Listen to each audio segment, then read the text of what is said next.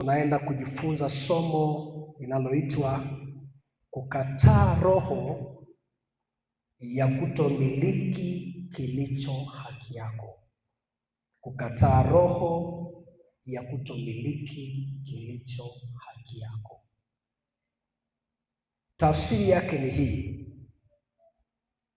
Mungu, ukisoma kwenye kile kitabu cha waraka wa 3 wa Yohana mlango wa 1 na mstari ule wa 2, anasema, mpenzi, naomba ufanikiwe katika mambo yote na kuwa na afya yako kama vile roho yako ifanikiwavyo. Kwa swala la kufanikiwa kwa mtu aliyeokoka, swala la kufanikiwa kwa mtu aliyemwamini Mungu, ni mapenzi ya Mungu kila mtu afanikiwe. Lakini kuna kanuni mbili Biblia inazungumza hapo. Anasema kama vile roho yako ifanikiwavyo. Kwa kinachosababisha mafanikio ya kimwili katika maisha ya mtu ni mafanikio yake ya ndani ya rohoni. Sasa tunapozungumza kukataa roho ya kutokumiliki, ni makusudi ya Mungu kila mtu anapofanya jambo kwenye maisha yake afurahie lile jambo. Kitabu cha Isaya mlango wa 65 mstari wa 21 hadi 23. 21 anasema, nao watajenga nyumba na kukaa ndani yake, watapanda mzabibu na kula matunda yake. Nao watajenga nyumba na kukaa ndani yake. Kwamba ni makusudi, ni mapenzi, ni mpango wa Mungu kila mtu apate kufanya kitu chake na kufurahia kile kitu chake. Kujenga nyumba na kuto kukaa ndani ya nyumba, maana kuna watu wanajenga nyumba then wanapofikia finish, wanamaliza nyumba, wanaondoka, hawakai kwenye ile nyumba. Sio mapenzi ya Mungu. Kuna watu wanasomesha, pale anapofikiria kula matunda ya masomo yake wanaondoka. Si mapenzi ya Mungu.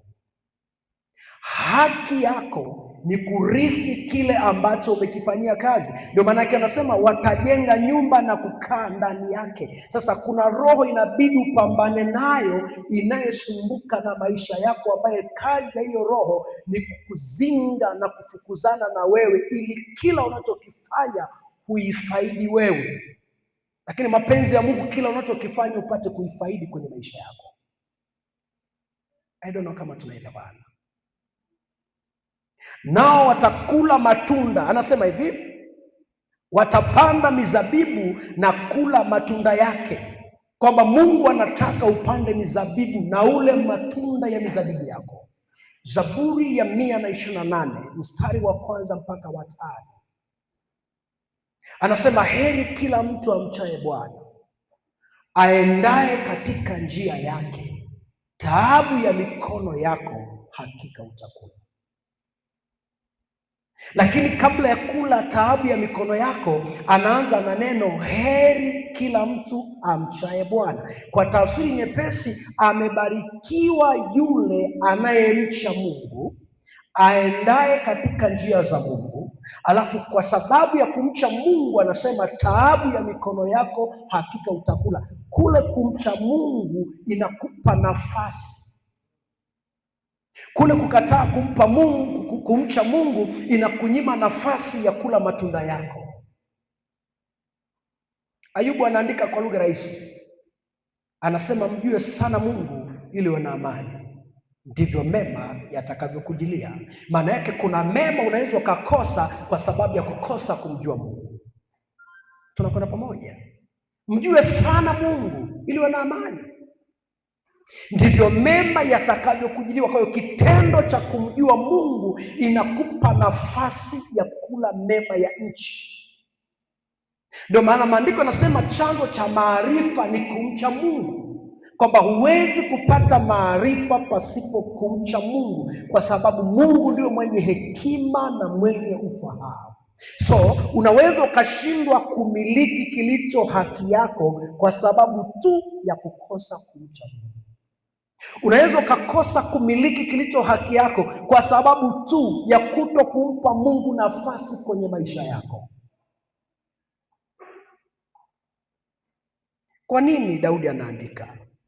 Anasema ajengaye nyumba pasipo Bwana kujenga hufanya kazi bure, na alindaye nyumba pasipo Bwana kulinda hufanya kazi bure. Tafsiri nyepesi ni hii: chochote unachokifanya kwenye maisha ambacho hakina uhusiano na Mungu, huwezi kumiliki hicho kitu kwa sababu hakina uhusiano na Mungu. Ndio maana maandiko yanasema mali ipatikanayo kwa haraka ama kwa hila huondoka katikati ya miaka. Mali ipatikanayo kwa haraka ama kwa ulimi wa hila huondoka katikati ya miaka, inamwacha mtu katikati ya miaka. Sasa Isaya anaandika, anasema ni makusudi ya Mungu ufanye kazi na ufaidi matunda. Mstari wa 22 anasema hawatajenga akakaa mtu mwingine ndani yake. Huwezi ukafanya kitu cha kwako kwa gharama alafu akafaidi mtu mwingine. Hawatajenga akakaa mtu mwingine ndani yake, hawatapanda akala mtu mwingine. Maana kama siku za mti zilivyo, ndivyo siku za watu wangu wateule wangu, watafurahia kazi ya mikono yao muda wa siku nyingi. Ni mapenzi ya Mungu ufurahie kazi ya mikono yako. Haleluya! Sasa shida iko kwa wale ambao hawafanyi kazi. Watafurahia kazi gani? Kwa nini? Anasema hautajenga kakaa mtu mwingine ndani yake. Lazima ukatae roho ya kufanya kitu alafu mwingine ndiye anafaidi badala yako. Lazima ukatae roho ya kufanya kazi alafu usile matunda ile kazi. Niliwahi kuwafundisha, kuna familia zimetamkiwa maneno ya kusoma lakini wasipate kazi. Aidha mama mko kwa sababu alikuwa anachukiana na mama yako, au baba mko kasikia watasoma lakini hawatapata kazi. Ni kweli watu wanasoma, wanasoma, wanakuwa na shahada za kutosha lakini hawapati kazi. Kwa nini? Kuna neno limetamkwa kwamba watasoma lakini hawatapata nini? Kazi. Lazima upingane na roho inayokuzuia kuto kumiliki kilicho haki yako. Watapata pesa lakini hawatajenga. Ndipo tunaona watu wengi wana fedha lakini hawakumbuki saa nyingine kujenga. Ndipo sasa unakuta neno lingine limetamkwa, utakuwa na watoto lakini hawatakuwa chochote kwako. Ndipo sasa unakuta kuna mzazi ana watoto, wana pesa, wana kila kitu, lakini yule mzazi ukiambiwa huyu ni mzazi wa fulani, unashika mdomo. Sasa unaweza ukawalaumu wale watoto, lakini kumbe si watoto wenye shida. Tatizo ni tamko ambalo limetamkwa. Hakuna mtu aliyeweza kuigeuza ile tamko. Hilo tamko linawafanya wasimiliki kile ambacho Mungu anataka wamiliki. Na huyu naye akifa kabla hajafanyiwa chochote, naye anaongeza tamko lingine juu ile laana. Ndipo unakuta mtu anafanya kitu lakini maisha yake yanakuwa ni ya kustruggle. Mungu atusaidie. Mstari wa 23 anasema hawatajitaabisha kwa kazi bure. Yaani si mapenzi ya Mungu ufanye kazi bure. Hawatajitaabisha kwa kazi bure, wala hawatazaa kwa taabu, kwa sababu wao ni uzao wa hao waliobarikiwa. Ni uzao wa hao waliobarikiwa. Kwa nini umiliki kilicho haki yako? Kwa sababu wewe ni uzao wa wale waliobarikiwa. Wewe si uzao waliolaaniwa. No, wewe ni uzao wa wale waliobarikiwa. Ninakumbuka kuna mtu mmoja aliinuka kwenda kumwajiri, alikuwa anaitwa Balak. Katika kitabu cha Hesabu, Balak akamtafuta mtu anaitwa Balamu kwa lengo la kumwajiri Balamu ili akawalaani wana wa Israeli. Na Balamu akajifunga kwa sababu ya kwenda, na alipokuwa naenda amepanda punda lake, maandiko yanasema akafika mahali punda akakataa kwenda. Balaamu akashikwa na hasira, akampiga punda kweli kweli, mpaka punda akazungumza, akamwambia Balaamu, ni kwa nini hujiulizi kwenye akili yako kwa nini siendi? Ni mara ngapi uliwahi kunipiga alafu sijaenda? Nimekuwa mtii kwako maisha yako yote, lazima ujiulize nini kiko mbele yangu. Mbele yangu naona upanga umenizuia. Balaamu akafunguka ufahamu, Mungu akazungumza naye akamwambia, usije ukatamka laana kwa watu waliobarikiwa. Lakini Balaamu akaamua, akaenda akafika kwa Balaki, na Balaki akamwambia, nitakupa fedha ili utamke neno juu ya watu hawa. Sikiliza, kuna neno yamkini limetamkwa kwenye maisha yako, ambalo hilo neno ndio limekuwa sababu ya wewe kuto kumiliki. Hilo neno limekuwa sababu ya wewe kuto kufika mahali unapotaka kwenda kufika. Kuna spirit imekuwa kwako kizuizi. Na ndio sababu Yesu anapofika kwenye kaburi la Lazaro, kabla ya kufufua Lazaro, namba moja Yesu anasema liondoeni jiwe, maana jiwe ni zuizi kubwa la Lazaro kuto kufufuka. Cha kwanza Yesu anashughulika na jiwe, hashughuliki na Lazaro.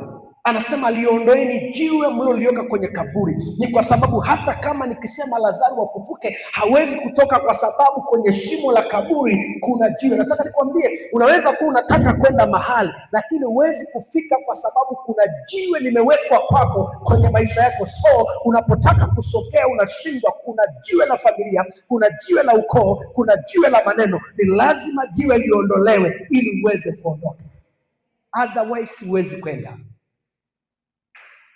Unanipata nachosema? Huwezi kusogea.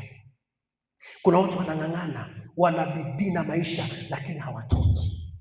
Kuna kizuizi. Balaamu alipofika kwa Balaki, Balaki akamwambia, nataka unilaanie watu hawa. Balaki anamwajibu.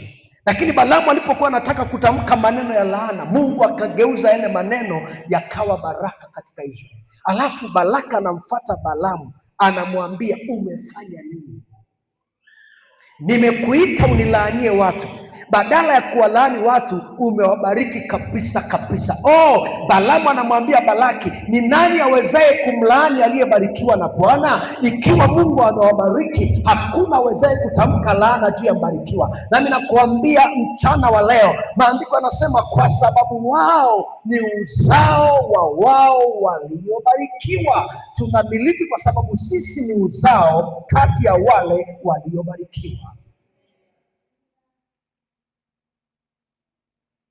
Ninakumbuka Ana alipokuwa anaomba, alipokuwa pale hekaluni, akatokea kuhani wake, akamkuta Ana analia machozi kwa sababu ya muda mrefu hana watoto, anabubujiza machozi. Alafu Eli akamuuliza Ana, utalewa mpaka lini? Ile sura ya kwanza inazungumza. Lakini akaendelea chini, Ana akamwambia Eli, usimzanie mjakazi wako kama ni mwanamke asiyefaa. Katikati ya wanawake wanaofaa niko miongoni. Haijalishi sina watoto, lakini si kwamba nimelewa. Ninamimina moyo wangu mbele za Bwana. Wacha nikwambia siku ya leo, unaweza ukashindwa kumiliki kwa sababu umeona huwezi kumiliki. Unaweza ukashindwa kumiliki kwa sababu umeona wewe mwenyewe ufai. Unaweza ukashindwa kumiliki kwa sababu unaona wewe si chochote, lakini akili yako ikibadilishwa, ukaona ya kwamba unaweza ukamiliki, ukaona ya kwamba unaweza kutawala, I tell you, hautabaki jinsi ulivyo. Shida ni fikra ulio nayo, imekufunga. Unaona utaishi kama ulivyo, unaona utakufa kama baba yako, unaona utaishi kama mtu fulani. Sikiliza, usifananishe maisha yako na watu walioshindwa. Hata siku moja usijipime na watu walioshindwa. Wameshindwa wao, lakini wewe, maandiko yanasema sisi ni washindi zaidi ya kushinda. Na mara nyingi nakwambia hivi, hata kama fulani ameshindwa, jaribu na wewe uone kushindwa. Usikatae kushindwa kabla hujajaribu. Kwa nini? Kuna watu wengine wanashindwa kabla kujaribu maisha. Tunakwenda pamoja.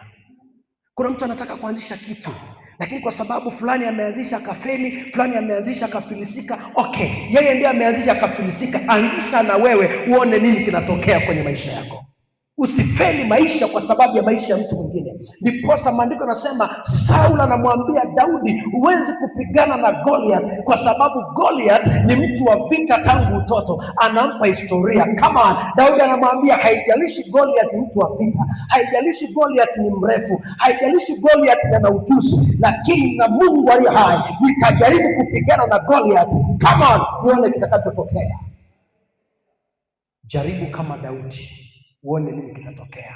Thubutu kama Daudi, uone nini kitakachotokea.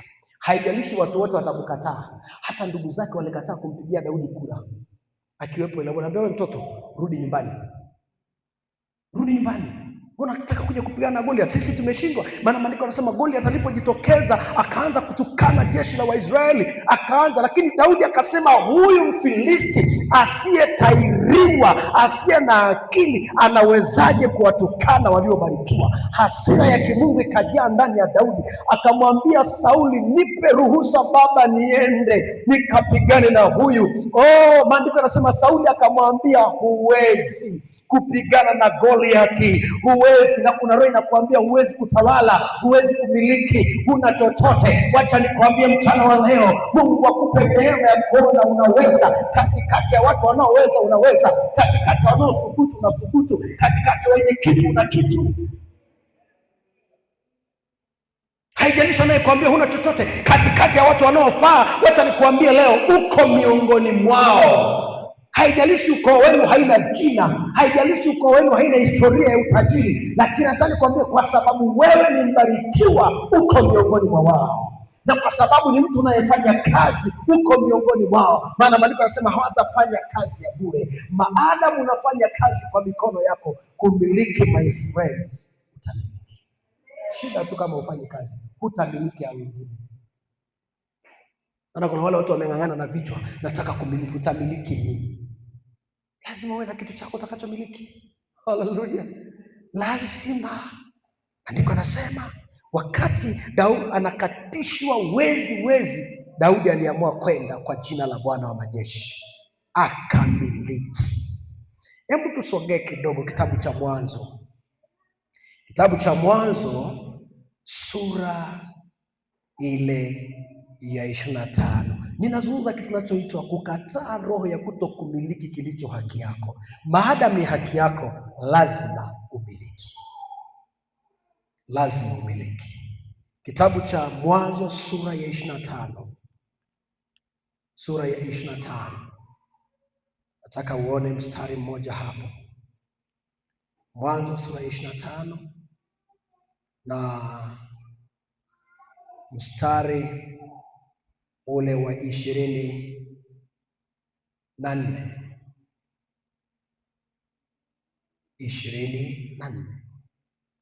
Mwanzo 25 anasema, siku zake za kuzaa zilipotimia, tazama mapacha walikuwemo tumboni mwake. Wa kwanza akatoka, naye alikuwa mwekundu mwili wote kama vazi la nywele. Akamwita jina lake Esau. Ilizungumza kwenye somo la malango. Baadaye ndugu yake akatoka, na mkono wake umemshika Esau kisigino, akamwita jina lake Yakobo, maana yake mdanganyifu. Nisikilize vizuri, nilizungumza hili kwenye lango la kisigino, lakini sikiliza, tangu tumboni roho ya kutokumiliki inamfuatilia Esau. Tangu tumboni. Na kwa sababu tangu tumboni roho imemfuatilia, chochote alichofanya Esau kwenye maisha yake ilikuwa ni hasara, kwa sababu ya ile roho ya kutokumiliki. Maandiko yanasema walikuwepo tumboni, kwenye tumbo la mama yake, mapacha. Alipotoka Esau, Yakobo alikuwa nyuma yake kumshika kisigino, ya kwamba hutatoka kabila yangu, hutamiliki kabila yangu, hutajenga kabila yangu.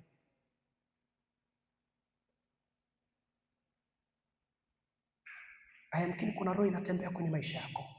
Kuna walioshikilia kisigino chako usimiliki. Kila unapotaka kunyanyuka wamekushikilia. Hebu sogea tena kidogo. Mwanzo sura ya kwanza mstari wa 26. Mwanzo sura ya kwanza mstari wa 26. Nataka uone kitu pale. Uelewe kabisa kumiliki ni mapenzi ya Mungu. 26 maandiko yanasema Mungu akasema na tumfanye mtu kwa mfano wetu, kwa sura yetu. Alafu tukishafanya kwa sura yetu, nasema wakatawale samaki wa baharini na ndege wa angani na wanyama na nchi yote pia na kila chenye kutambaa kitambaacho juu ya nchi. Nilikwambia tangu mwanzo ni mapenzi ya Mungu sisi tumiliki, sio tumilikiwe. Uumbaji wa Mungu ametuumbia kitu kinachoitwa kumiliki. Okay, nini kilichopoteza umiliki wetu? Ni kitu kinachoitwa dhambi. Tunaanza vizuri. Kilichopoteza umiliki wetu ni kitu kinachoitwa nini? Dhambi.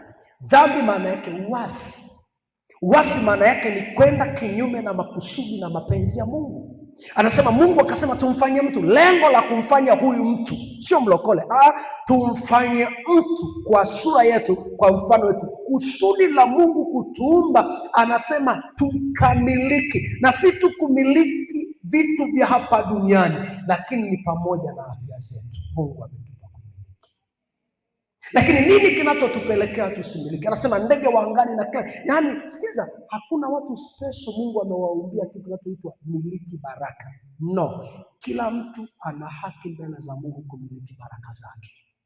Shida tu kama huna uhusiano na Mungu aliye hai. Aliye hai. Angalia kile kitabu cha Mwanzo sura ya 22 mstari wa 17.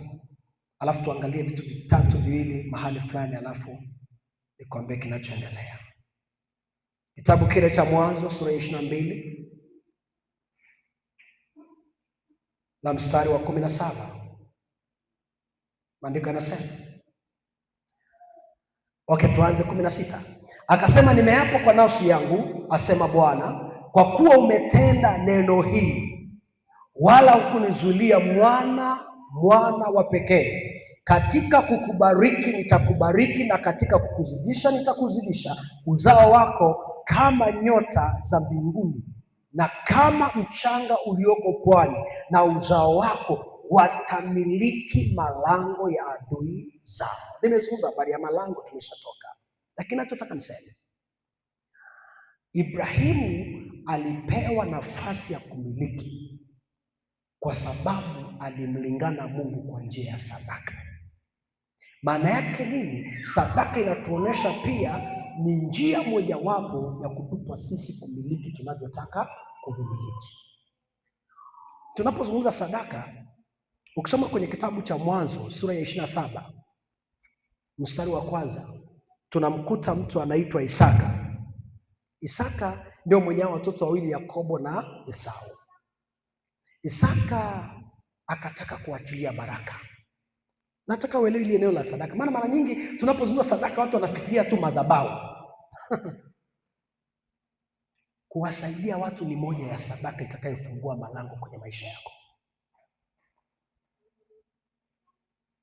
Kuhakikisha aliyekuzaa kama yuko hai anakula kile kidogo unachokipata ni moja ya sadaka itakayofungua malango kwenye maisha yako. Tunakwenda pamoja? Maana sadaka tafsiri yake ni kitu cha kuteketeza kisichokurudia wewe. Sasa Biblia inasema wakati Isaka anataka kutamka baraka, akawaita watoto. Kosa tu la Isaka ni ile alibagua watoto. Hilo ndio lilikuwa kosa kubwa kidogo. Kosa la pili ni kwa sababu hakushirikiana na mke. Akamuita Esau, akamwambia mimi ni karibu kufa na nataka nikutamkie baraka, nataka nikutamkie kumiliki, lakini kabla sijakutamkia kumiliki, nenda katafute kitakacho kusababisha umiliki. Nisikilize vizuri. Ili nikutamkie kumiliki, tafuta kitakacho sababisha fanya nini? Umiliki. Kaambia nenda huko porini kawinde kwa gharama yoyote, alafu niletee chakula. Nenda kawinde, ukileta mawindo nitengenezee chakula kile kitabu nipendacho, alafu nikubariki. Maana yake nipe chakula nishibe, nipate kukutamkia baraka. Maana lazima ufanye kitu kitakachosababisha wewe uweze kumiliki zile baraka. Mnajua kilichoendelea. Andika hiki kwa wale ambao wanaandika. Sababu zinazomfanya mtu kutokumiliki. 1, kutokuwa na imani ya kumiliki. Naenda kidogo kwa haraka. Narudia, sababu zinazomfanya mtu kutokumiliki kilicho haki. 1, kutokuwa na imani ya kumiliki. Kutokuwa na imani ya kumiliki. Kwa lazima imani yako igeuke kwamba uwezo wa kumiliki kilicho haki yangu ninayo. Waibrania sura ya 11 mstari wa 1. Basi imani maana yake ni kuwa na uhakika, ni bayana ya mambo yatarajiwayo, ni bayana ya mambo yasiyoonekana. Mstari wa 6 anasema, lakini pasipo imani haiwezekani kumpendeza Mungu, maana kila mtu amwendee Mungu lazima amini kwamba Mungu yupo na kwamba huwapa thawabu wale wamwaminio. Kwa hiyo kumiliki, lazima ndani yako kuwe na imani inayokusukuma ya kwamba unaweza kukamiliki. Namba 2, sababu ya pili inayomfanya mtu kutokumiliki ni kitu kinachoitwa hofu ama uoga.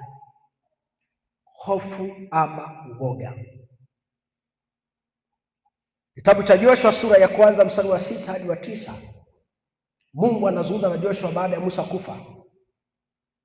Cha kwanza kabisa Mungu anamwambia Joshua usiogope. Kwa nini anamwambia usiogope? Maana yake anajua akiogopa hawezi kwenda kwenye ile nchi ya Kanaani. Joshua 1 mstari ule wa 6 mpaka wa 9. Anamwambia usiogope. Kwa nini? Kwa sababu wewe ndio utakayewaridhisha watu hawa katika nchi ya Kanaani. Kwa hiyo kuna watu wanashindwa kumiliki kwa sababu ya roho ya hofu, roho ya kuogopa. Mpaka leo kuna watu wameokoka wanaogopa kula mbele za watu. Wako hapa na wananiangalia kwa macho. Kwa nini? Watanihesabia. Kuna watu wanaogopa kuvaa vizuri. Kwa nini? Watanihesabia. Kuna watu wanafunika watoto mpaka wanakosa pumzi. Kwa nini? Watampiga zongo. Kwani damu ya Yesu inafanya nini? Kwa mtoto anafunikwa mpaka anakosa pumzi kabisa. Ili kuna watu wanaogopa kufanya vitu vizuri kwenye maisha yao. Ninakumbuka mara ya kwanza Mungu ananituma kwenda Uganda mwaka wa 96, nilianza kuhubiri kwenye ile nchi. Nilikuta watu wanatembea na bila viatu, alafu mimi nashangaa. Nikakuta watu wana elimu ya kutosha kubwa, lakini vinyumba vya ajabu. Nikaanza kuchukua historia, kwa nini wako hivi? Wakaanza kunipa historia. Wakati wa ile bwana alikuwa amevamia ile nchi, ulikuwa ukionekana umejenga nyumba nzuri, unapigwa, unanyang'anywa. Kwa ile roho ya kuwafanya watu wasifanye vitu vizuri imewanyanyasa watu. Kwa hiyo hata kama mtu anataka kufanya kitu kizuri anaogopa. Hofu ni kitu kibaya sana kwenye maisha ya mtu. Mungu atusaidie sana. Hofu. Kama Mungu amekupa neema ya kuvaa vizuri, vaa vizuri. Kama Mungu amekupa neema ya kujenga, jenga. Swala la Yesu kurudi, wewe acha arudi akute ukijenga. Kuna watu wanaimba, sasa anajenga maisha yenyewe ndio haya ya kitambo kidogo. Inakuhusu nini? Hata kama Yesu anarudi kesho, unaanza msingi wa nyumba, anza. Akikuta umemimina msingi wa kwanza, parapanda ikilia si uondoke. Haleluya. Sasa kuna watu wanaimba, mimi unajua haya ni anasa, ni mambo ya dunia tu. Sasa unataka ya wapi? Ya mbinguni. Ya dunia tuyatumie duniani, ya mbinguni tukayatumie mbinguni. Kama uelewe vizuri. Haleluya. Yaani kila unachoweza kufanya hapa, fanya kwa sababu ni ya hapa. Swala la kutafuta ya mbinguni na wakati hatuko mbinguni, tuko duniani. My God. Fanya kila ambacho unajua kinamtukuza Mungu. Biblia inasema karama ya Mungu ni kula na kunywa. Kula kila ambacho unaona hiki sio najisi mbele za Mungu, maadamu hata hofu. Maisha ulionayo ni kwa sababu ya hofu. Umeshindwa kupiga hatua kwa sababu ya uoga. Anamwambia huwezi kurithi nchi ya Kanaani, lazima ndani yako uondoe roho ya uoga. Na kitu ambacho Daudi alimwambia Sauli wakati anaenda kupigana, akamwambia mzee, asife mtu moyo. Kitu kwanza Daudi anamwambia mimi nitapigana na Goliath, lakini ili nipigane na Goliath, namba moja ninachoomba baba yangu Sauli, asife mtu moyo. Wakati napigana vita, asiwepo mtu muoga. Haleluya. Nakumbuka kuna mtu Mungu alikuwa anamtuma kwenda vitani, akawachukua watu 10,000. Mnakumbuka? Watu ngapi? 10,000. Anaenda nao kupigana vitani. Waoga hawawezi kumiliki hata siku moja. Waoga ndio hawalalaji usingizi. Yaani haijalishi wanatembea juu ya bati, wanafanya nini, watembee tu, waendelee na kazi zao. Kila mtu na kazi yake. Waoga. Yule jamaa akakusanya watu 10,000 kwenye Biblia. Ni nani kasome na wewe? Akachukua watu 10,000 akasema hao nakwenda kupigana nao vita. Alipoingia kwenye maombi Mungu akamwambia, hao watu 10,000 watakupa sana. Wajaribu, wapeleke mahali. Watakaolamba maji kama mbwa, watakaolamba wapiga magoti, nitajua. Walipopeleka Mungu akawapima. Watu 7,000 wakarudi nyumbani. Tena alisema hivi, mtu yote mwenye roho ya uoga atakayesikia silaha katetemeka kajikojolea aondoke aende nyumbani. Watu 7,000 wakarudi nyuma. Kabakiwa na watu 3,000. Akamwambia hata hao 3,000 bado hapa kuna waoga. Hata miliki wapime tena. Akaweka agizo lingine, waliostahili kwenda vitani maandiko yanasema ni watu wangapi? Kwa kati ya watu 10,000 watu 9,700 ni waoga wakashindwa kumiliki. Ayamkini uko miongoni mwa wale watu 9,700. Unaangalia. Umeshindwa kumiliki kwa sababu ya roho ya nini? Ya uoga. Huduma yako imeshindwa kuinuka kwa sababu ya nini? Ya roho ya uoga. Mbaya zaidi, walevi wanaweza wakapata bahati kuingia mbinguni kuliko waoga. Maana maandiko yanasema kwenye Ufunuo, waoga hawaingii. Kwa kama walevi hawaingii, hata waoga fanya nini? Hawaingii. Kwa kumbe tunaweza tukapigana na watu wengine, kumbe waoga hawaingii ingawaje wanaokoka. Mungu atusaidie. Namba 3. Sababu ya 3 inayomfanya mtu kutokumiliki ni kukosa kitu kinachoitwa utii. Utii. Isaya sura ya 1 mstari wa 19. Isaya sura ya 1 mstari wa 19 anasema, kama mkikubali na kutii mtakula mema ya nchi, lakini kama mkikataa mtaangamizwa kwa upanga. Utii inakufanya kumiliki. Huna roho ya utii, hutamiliki kiroho, wala ulamiliki nini? Kimwili. Tunakwenda pamoja. Kumbuka kwenye neno utii ndiko kuna ahadi ya Mungu aliyeweka kupitia wazazi waliotuzaa. Sema kama tutawaheshimu na kuwatii tutapewa miaka mingi. Okay. Tunapozungumza eneo la utii, tunazungumza eneo la utii kiroho na kimwili. Kwamba lazima uwe mtii kwa swala la rohoni na kwa swala la mwilini. Hiyo inakupa kumiliki. Kitabu cha Kumbukumbu la Torati sura 28 mstari wa 1 mpaka wa 2. Kumbukumbu la Torati sura 28 mstari wa 1 mpaka wa 2. Anasema ikiwa mtaisikia sauti ya Bwana Mungu wenu kwa kutii na kufanya yale ya kuagizayo, ndipo baraka hizi zitakujilia. Namba 4. I'm sorry kama naenda speed leo, lakini nataka mali kuwafundisha. Namba 4, sababu ya 4 inayomfanya mtu kutokumiliki ni dhambi. Namba 4, sababu ya 4 inayomfanya mtu kutokumiliki ni dhambi. Joshua sura ya 7 mstari wa 11 na mstari wa 12. Isaya 59 mstari wa 1 hadi wa 3.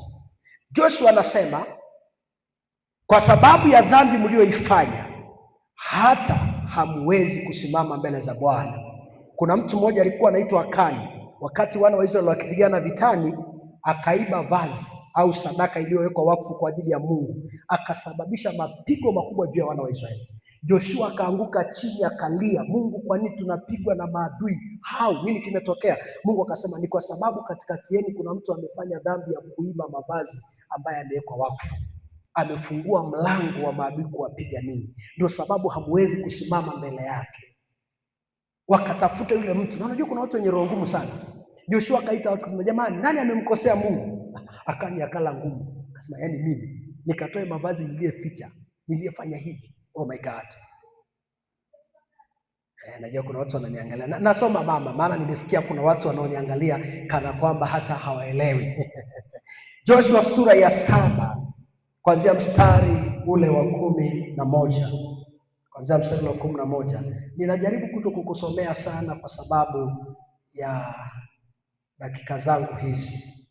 Joshua 7 na mstari ule wa 11 ukaanza. Anasema, Israeli wamefanya dhambi, naam, wamenivunja agano langu nililowaagiza, naam, wamevitoa baadhi ya vitu vilivyowekwa wakfu, tena wameiba, tena wameficha. wakavitia pamoja na vitu vyao wenyewe. Mstari ule wa 12 anasema, ndiposa wana wa Israeli hawawezi kusimama mbele ya adui zao. Wamewapa visogo adui zao, kwa sababu wamelaaniwa. Mimi sitakuwa pamoja nao tena. Mungu alikuwa pamoja nao vitani. Mungu alikuwa anawapigania. Mungu alikuwa anawashindania. Lakini nini kimefanya Mungu akawaacha tena? Nini imefanya washindwe? Walikuwa wanapigana vita. Maana Musa na Joshua anashangaa, Waisraeli wameanza kurudi nyuma badala ya kwenda mbele. Akalia mbele za Mungu. Mungu ni nini? Mungu akasema, wewe una shida. Shida katikati yenu kuna mtu mmoja amefanya ninyi mrudi nyuma. Kuna kosa alilofanya. Nisikilize vizuri my friend. Kuna mtu anaweza akasababisha mkashindwa kumiliki. Kwa nini Biblia inaandika, enyi wanaume kaeni na wake zenu kwa akili, kusudi kuomba zenu isifanye nini? Isizuiliwe. Maana yake mimi naweza nikasababisha miliki, familia yangu ikapita kwenye shida. Nisikilize vizuri. Mungu anamwambia Joshua, wana wa Israeli, na sio wote wamefanya dhambi. Adhe ni mtu mmoja, lakini akasababisha watu wakwame. Wana wa Israeli wamefanya dhambi. Kwa nini? Kwa sababu wamevitoa vitu vilivyowekwa wakfu.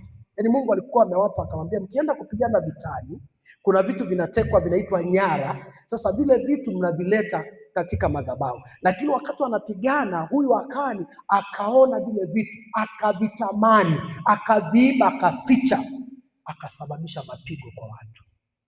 Watu wakarudi nyuma badala ya kwenda mbele. Watu wakashindwa kumiliki. Sio kama unanielewa kanisa. Kuna mtu anaweza akasababisha ushindwe kumiliki kwenye maisha yako. Na ukigundua huyo mtu, msogeze pembeni. Baada ya Yona kugundulika ndio sababu ya merikebu kuyumba, wakamtupa baharini, meli ikawa shwari.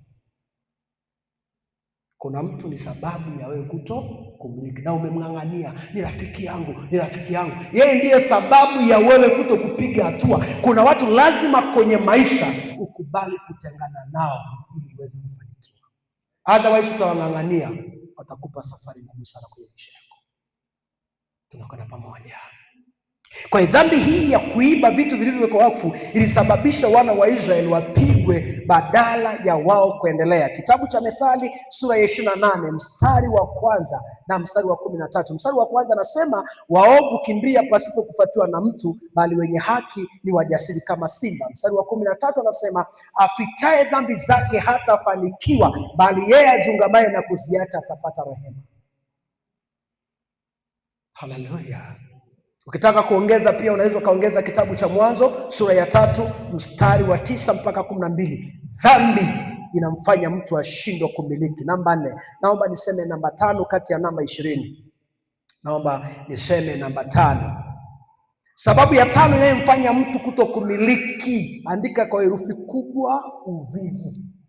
Uvivu. Kama vile vingine ulikuwa umeandika kwa herufi ndogo, andika hiyo kubwa, uvivu. Sema uvivu. Huwezi kumiliki kama wewe ni mvivu. Hata siku moja utaona wanadamu wakimiliki, lakini kwa sababu umempenda usingizi kuliko baba yako, utakufa na umaskini. Kuna watu wengi wanatamani kumiliki. Watamiliki nini wakati ni wavivu? Utainuka vipi wakati ni mvivu? Hata kiutumishi, huduma yako peke yako wewe ni mvivu, maisha yako ya kawaida ni mvivu. Narudia, najua hii hampigi makofi. Sababu ya 5 inayomfanya mtu kutokumiliki ni kitu kinachoitwa nini? Uvivu. Na hiyo mstari tutasoma Methali sura ya 6. Hiyo tutasoma Methali sura ya 6. Methali sura ya 6. Nataka tuone hapa. Nani amekimbia haraka akapata asome? Sura ya 6 mstari ule wa 9.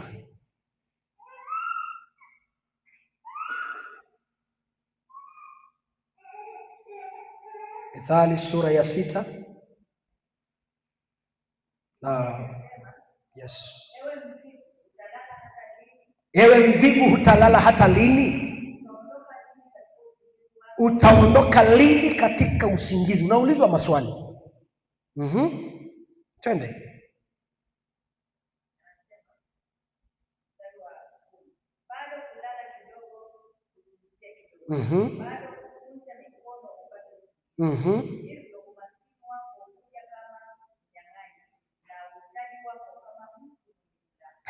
Umesikia vizuri? Uvivu ni moja ya kitu inayomfanya mtu hasiwahi kumiliki kwenye nini. Kwa unaweza ukafikiri una mapepo yanayekuzuia, lakini kwa sababu wewe ni mvivu namba moja, huwezi kumiliki. Anasema ewe mvivu, utakuwa mvivu hata lini? Utaondoka lini katika kitanda chako cha uvivu? Bado kuamka kidogo. Anasema na umasikini unakujia kwa nguvu sana kama mhitaji. Kwa hiyo ukitaka kumiliki lazima ukatae roho ya umasikini, roho ya uvivu kwenye maisha yako. Waibrania sura ya 6 mstari wa 13, Warumi 18 mstari wa 9 inazungumza juu ya neno uvivu. Namba 7, saa ya kusimama imefika. Haleluya.